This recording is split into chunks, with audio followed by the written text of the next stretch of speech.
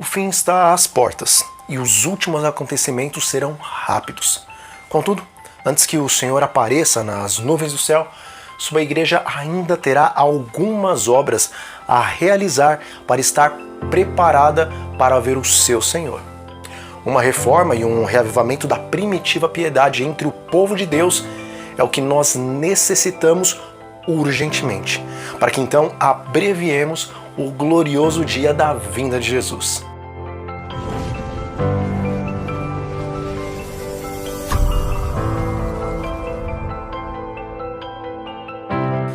Quando o inspirado profeta Joel, há mais de 2.700 anos, referiu-se ao dia de Deus, ele escreveu o seguinte: tocai a buzina em Sião, e faça soar o alarme em alta voz no monte da minha santidade. Perturbem-se todos os moradores da terra, porque o dia do Senhor vem, ele está perto. Dia de trevas e de tristeza, dia de nuvens e de trevas espessas. Joel capítulo 2, versículos 1 e 2. É verdade que essas palavras se aplicam primeiramente ao antigo Israel, quando esse estava prestes a ser invadido por um povo. Contudo, na Bíblia nós vemos muitos tipos e antítipos, e o capítulo 2 do livro de Joel é um tipo das coisas que acontecerão antes da vinda de Cristo a este mundo. O dia da volta de Jesus, embora seja, como diz o profeta Malaquias, um dia de muita alegria para os santos, de maneira que eles saltarão como bezerros soltos da estrebaria, é também um contraste, pois para os ímpios e para as obras que existem no mundo, a volta de Jesus será um dia terrível de escuras trevas. Um dia em que aqueles que zombaram de Deus e que pisaram sua santa lei estarão a clamar para os montes e para os rochedos: caiam sobre nós e nos escondam da face daquele que está assentado sobre o trono e da ira do Cordeiro. Porque chegou o grande dia da sua ira. E quem poderá ficar de pé? Apocalipse capítulo 6, versículo 16. Então o profeta Joel prossegue: ainda assim, agora mesmo diz o Senhor, convertam-se a mim de todo o coração, com jejuns, com choro e com pranto. Rasguem o coração e não as suas roupas. Convertam-se ao Senhor, seu Deus, porque Ele é bondoso e compassivo, tardio em irar-se e grande em misericórdia. E muda de ideia quanto ao mal que havia anunciado. Tocai a trombeta em Sião. Proclamem um santo jejum. Convoquem uma reunião solene. Reúnam o povo. Santifiquem a congregação. Congreguem os anciãos. Reúnam as crianças e os que mamam no peito. Que o noivo saia do seu quarto e que a noiva saia dos seus aposentos. Que os sacerdotes, os ministros do Senhor, chorem entre o pórtico e o altar e orem: poupa o teu povo, ó Senhor. Joel 2, versículos 12 a 17. Em vista dos próximos acontecimentos que estão para ocorrer no dia do Senhor, a igreja deve ser despertada, meus amigos. Uma voz de alarme deve ser dada ao povo de Deus para buscar uma conversão autêntica, profunda e de todo o coração. Em outras palavras, deve-se efetuar uma reforma espiritual na igreja do Senhor para que o seu povo seja preparado para os solenes e grandiosos acontecimentos do tempo do fim. Diz o Espírito de profecia: um reavivamento da verdadeira piedade entre nós deve ser a maior e a mais urgente de todas as nossas necessidades. Buscá-lo deve ser nossa primeira ocupação. Importa haver diligente esforço para obter a bênção do Senhor. Não porque Deus não esteja disposto a conceder, mas porque nos encontramos carecidos do preparo para recebê-la. O nosso Pai Celeste está mais disposto a dar o seu Espírito Santo àqueles que lhe pedem do que os pais terrenos estão dispostos a dar boas dádivas aos seus filhos. Cumpre-nos, porém, mediante confissão, humilhação, arrependimento e fervorosa oração, cumprir as condições estipuladas por Deus em sua promessa para conceder-nos sua bênção. Mensagens Escolhidas, volume 1, página 121. Meus irmãos, nós temos que dar lugar a um reavivamento e uma reforma sob o ministério do Senhor, o Espírito Santo de Deus. Devemos compreender que reavivamento e reforma são duas coisas diferentes. Reavivamento significa uma renovação da nossa vida espiritual, uma vivificação das faculdades espirituais e também do nosso coração, um ressurgimento da morte espiritual. Mas já a reforma significa a reorganização, mudança de ideia e também de teorias, de hábitos e de práticas. E uma coisa precisa ficar muito clara em nossa mente. A reforma, ela não irá produzir os verdadeiros frutos da justiça, a menos que essa esteja ligada ao reavivamento dirigido pelo Espírito Santo. Reavivamento e reforma devem fazer uma obra conjunta, meus amigos, para que as nossas vidas estejam verdadeiramente preparadas para então receber a chuva serôdia. Irmãos, haverá um grande movimento, uma grande obra de reavivamento, a qual ocorrerá em vários lugares do mundo. Nem todos vão participar desta obra. Contudo, os que participarem estarão atendendo ao chamado de Deus, pois nosso povo precisa se arregimentar sob a verdade presente, a qual o Senhor nos deixou para estes últimos dias. Na verdade, meus irmãos, o Senhor está nos falando. E quem vai escutar sua voz? Por acaso nós não vamos reacender nossas lâmpadas e agir como homens e como mulheres que esperam a vinda do seu Senhor? Este tempo exige portadores de grande luz, vinda dos altos céus, pois é um tempo que requer maior ação do que o tempo dos próprios apóstolos de Cristo, meus amigos. Bom, sabendo que haverá um grande reavivamento da primitiva piedade, então é necessário saber que quando houve um reavivamento entre os fiéis judeus, logo após a subida de Cristo para o céu, também Satanás levantou falsos reavivamentos, a fim de prejudicar a obra da pregação do Evangelho. Portanto, devemos estar cientes de que em nossos dias também vão haver falsos reavivamentos. Diz o Espírito da profecia com relação a este assunto. Em todo avivamento está ele, Satanás, pronto para introduzir as pessoas de coração não santificado e os desequilibrados de espírito. Nenhuma reforma em toda a história da igreja foi levada avante sem encontrar sérios obstáculos.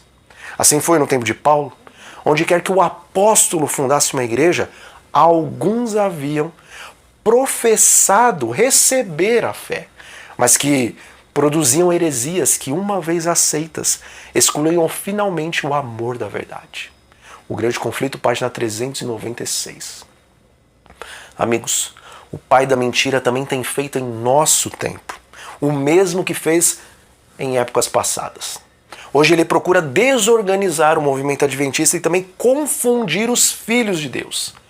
Podemos ver na história da nossa igreja, de maneira particular nesses últimos anos, que tem surgido muitos grupos dissidentes que a si mesmos se declaram reformistas, quando, na verdade, estão trabalhando para destruir os fundamentos da doutrina adventista e também a organização da nossa igreja. Contudo, pelos seus frutos os conhecereis. Mateus 7, versículo 16. Também um traço muito comum nos falsos reavivamentos e movimentos de reforma é o espírito de discórdia, luta, revolução e também as críticas destrutivas e, de maneira particular, com relação aos dirigentes da igreja. Bom, é bem verdade que tanto a Bíblia como o espírito de profecia nos trazem diversas repreensões com relação às nossas falhas e, de uma maneira especial, com relação às falhas dos nossos líderes. Contudo, não devemos esquecer que a mesma palavra de Deus e o mesmo espírito de profecia que repreendem a mornidão, assim como a corrupção existente em nosso meio, também declarou positivamente que esta é a menina dos olhos de Deus. E está escrito: ai daquele que tocar na menina dos olhos de Deus. Bom, Também entre as armas que o diabo usa para tentar refrear ou mesmo impedir uma verdadeira reforma e um verdadeiro reavivamento entre nós é o fanatismo. O fanatismo já apareceu e ainda aparecerá em nosso próprio meio, meus amigos. Haverão enganos de tal natureza que, se possível fosse, até mesmo os escolhidos seriam desviados. Na história, nós temos trágicos exemplos de fanatismo. Lutero, por exemplo, sofreu grande perplexidade e também angústia pelo procedimento de pessoas fanáticas na época em que ele viveu. E os Wesley e outros que abençoaram o mundo pela sua influência e pela sua fé encontraram a cada passo armadilhas de Satanás que consistiam em arrastar pessoas de zelo exagerado e também desequilibradas e profanas a excessos de fanatismo de toda sorte. Também Guilherme Miller, que esteve à frente do movimento millerita, ele não alimentava simpatias para com as influências que conduziam ao fanatismo. Mas, como Lutero, ele sempre declarava que todo espírito devia ser provado somente pela palavra de Deus. E por que Satanás ele tem infiltrado então o fanatismo em nossa igreja? E por que ele vai continuar a fazer isso? Veja, nos dias da reforma, os inimigos dessa, eles atribuíam todos os males do fanatismo aos mesmos que estavam trabalhando com zelo para combatê-lo, os reformistas. E agora, nos nossos dias, um idêntico procedimento ele vai ser adotado pelos oponentes do nosso movimento adventista. Também não podemos esquecer que existem grupos e também indivíduos que não acreditam na Trindade e estão lutando para perverter e enganar a muitos, meus amigos. Nós sabemos que houveram algumas dificuldades com os primeiros adventistas no tocante à doutrina da Trindade. E a própria Ellen White, por algum tempo, ela procurou não tocar, não se aprofundar nesse assunto. Contudo, mais para frente, Deus esclareceu de forma categórica que o Espírito Santo não era o Pai e também não era o Filho, mas que era uma terceira pessoa que faz parte da divindade.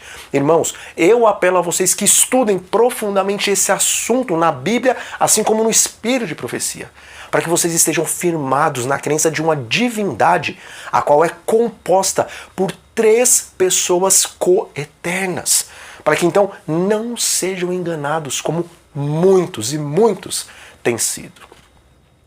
Bom, para que haja verdadeiro reavivamento entre nós, amigos, e uma verdadeira reforma, então é necessário darmos ouvidos à voz da testemunha fiel à igreja de Laodiceia.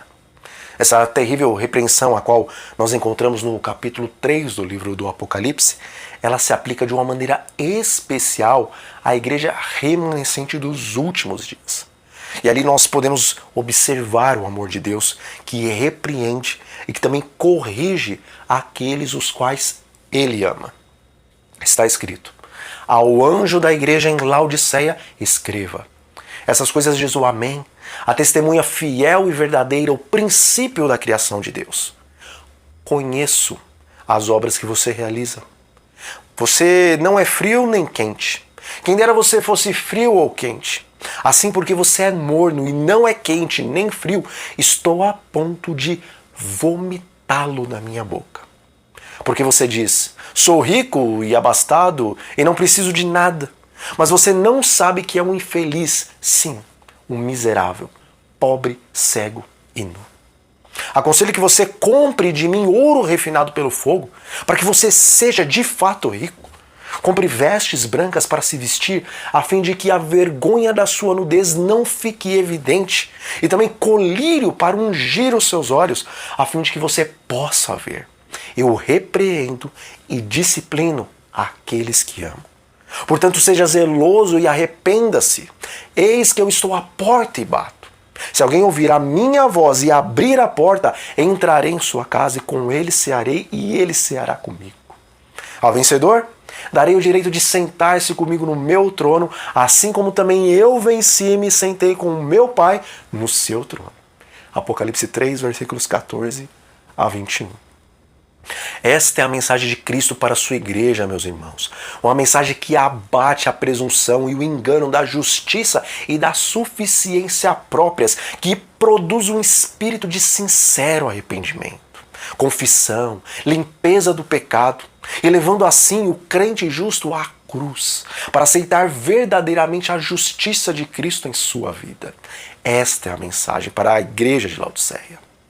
Hoje, talvez mais do que nunca, homens e mulheres estão trabalhando para dar essa advertência à igreja de Deus. Contudo, nós vemos tanto líderes como leigos se levantando contra as repreensões que os mensageiros de Deus têm se esforçado para apresentar ao remanescente do Senhor.